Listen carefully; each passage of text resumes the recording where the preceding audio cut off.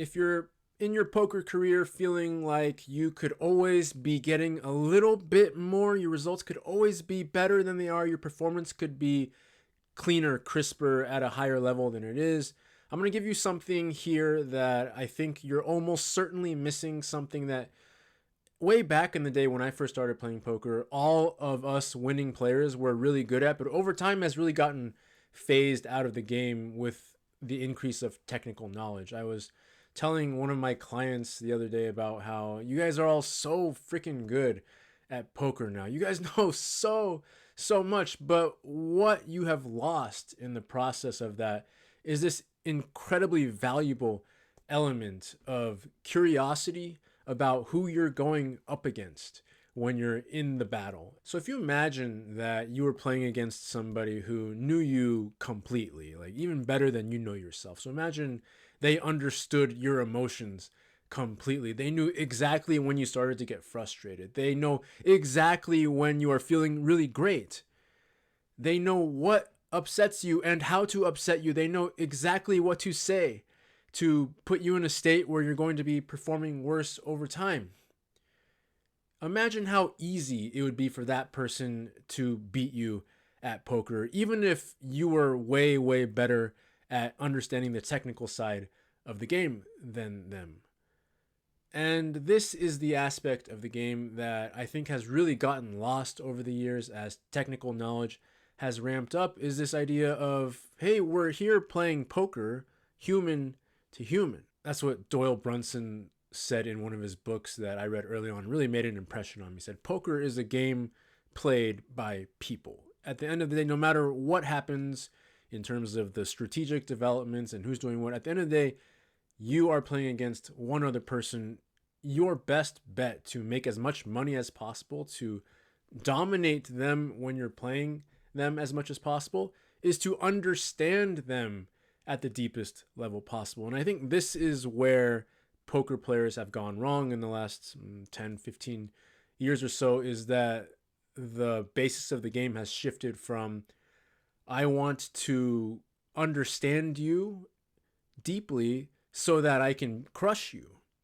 It has gone from that to, I want to understand the game deeply so that I can come up with a strategy that beats your strategy. It might seem similar on the surface, but it's really two completely different things, because one aspect, the more modern trend, is I'm just here to learn poker and I want my poker to be better than your poker. But at the end of the day, that's all in service of one thing, which is winning as much money as possible. You can combine all the knowledge that you get, but bring it back to this idea that, yeah, I have all this knowledge, and what I'm really here to do is to understand who you are and try and get as clear of a picture of your emotional state and what you like, what you don't like, what you're comfortable with, what you're not comfortable with, and filter every one of our interactions in this way so that I can learn about who you are and use that to always stay one step ahead of you. And that's going to require the lost art of curiosity. We're deep into World Series of Poker season right about now, which means that you're going to start seeing clips of poker hands getting played and then posted on social media. And then in the comments section, you're going to see all the people saying, this hand was good, this hand was bad, this decision was worth this much money, this decision cost them this much money, and it's all in search of the right answer. We're all very obsessed now with figuring out what is right, what is wrong, was this good, was this bad.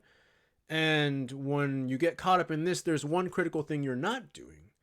You're not getting curious about, okay, what happened over here which put this person into this state to where this play started to look like a good idea?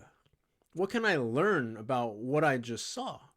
Because I know that they don't normally play this way. So what was happening over here? I wonder.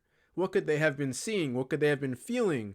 What was happening right before that that maybe created some internal discomfort in them that made them behave in this way?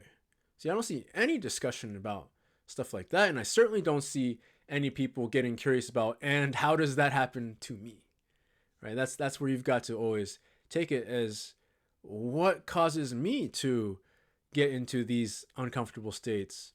Where do I get more comfortable? Where do I get very uncomfortable? And so you get to do it both ways. You get to learn about yourself, you get to learn about other people. And what happens is that the more and more you get to know somebody, the more and more that this will influence your instincts, your behavior, your decisions in big moments. Because if you truly know somebody at a deep level, you are much more equipped to stay one step ahead of them. And so all the technical knowledge you gain really can be used in service of staying one step ahead in this way, when paired with being genuinely curious about who you're up against. And that's what I'm not really seeing much of these days out in the poker world. So think of it as a shift in terms of what your actual job is as a poker player. Stop thinking about it in terms of, my job is to come up with strategies that defeat their strategies. That's the end result. And you're going to get there much faster when you decide that, oh, what I'm actually here to do, my main priority is to get to know who I'm up against, get to know who I'm spending all this time with, get to know who I'm doing all these interactions and battles with as much as possible. My new job, my actual job, is to get to know you as much as possible so that I can crush you, so that my strategies will always stay one step ahead of yours. When this is the approach you take, it starts to infuse everything that you do, not just at the table, but the way that you study, the way that you watch hands, the way that you review hands. Every hand you look at is just you getting a clearer perspective about who you're up against and how they think and how they feel and what they like, what they don't like, so that you can use that advantage to put them in as many uncomfortable situations that they don't like as you possibly can, creating more and more advantages for you going forward. Now, if you are not skilled in the art of being able to feel your own feelings as they come, none of this is going to work. And I suspect that is why so few people are doing this these days, is because there's a whole can of worms inside in terms of your own emotions as you play the game. It's far easier to just exist up here in your head and trying to think strategy versus strategy. But if you go into yourself, are able to stay present with your own feelings as they come, then you become available and able to really notice what's happening over there on the other side in your opponents. So get present with your feelings so that you can really take in what's happening over there, get to know who you're dealing with, take advantage of that information, pair that with all the skill, all the study, all the knowledge that you have, and that's what's going to get you unstuck. That's what's going to take you to the highest level. I'm certain that the best of the best performers, the people who are winning the most money, on some level, they are doing a version of this. They are always curious about who they are up against. And that's how they're able to come up with those kind of above the rim plays where you look at it and you think, well, how could they make that laydown right there? Or how could they make that thin value bet right there? How could they make that hero call there? Well, on some level, they just understand their opponent deeply in that moment to divert their strategy from what they otherwise normally would do. Quite often, that's the difference between getting ninth place versus getting first place. Being a pretty good winning player from being the top player is being able to do these things consistently and trust that you know how to do it. You know, I always hear people talking about, I wish I could go back to the good old days 20 years ago when nobody knew anything about poker. Well, the thing about that is there's always a gap. There's always an inefficiency. There's always an area of the game where people are not paying attention and putting their focus on. Back then, it was technical study. And so if you had that stuff down then, yeah, we made a lot of money off of that, but that's not how it is now. So find the inefficiency now, do the thing that people aren't doing now. That's what creates the money. There's always money to be made. It's just not in the thing everybody's doing. It's taking the thing everybody's good at and then taking that to another level with something that they're not. I strongly believe that this is that thing. So I hope you take this conversation to heart and apply this to your game. Remember, it's not I create a strategy to beat you.